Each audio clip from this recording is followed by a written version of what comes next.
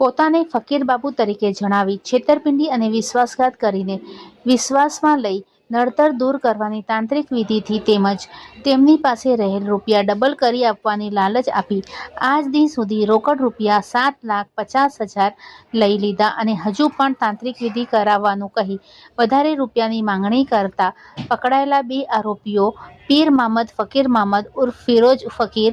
ઉંમર વર્ષ 50 અને લતીફ ફકીર મામદ ફકીર ઉંમર વર્ષ 45 ભુજના રહેવાસી બંને આરોપીઓને કુલે રૂપિયા 7,24,000ના મુદ્દામાલ સાથે પકડી પાડતી નખત્રાણા પોલીસ પટેલ છે। અમે વેસલપરના રહેવાસી છીએ। અંધશ્રદ્ધામાં આવીને હું અને મારા પતિ બે ફકીર બાવાને કહેવાથી અમે એને લાખો રૂપિયા આપી દીધા છે અને એને અમારી સાથે છેતરપિંડી કરી છે। તો અમને 4-5 વર્ષ પછી અમને આ ખબર પડતા છેતરપિંડી કરી છે એવી રીતનું, તો અમે એને તે નખત્રાણા પોલીસને જાણ કરી તો નખત્રાણા પોલીસે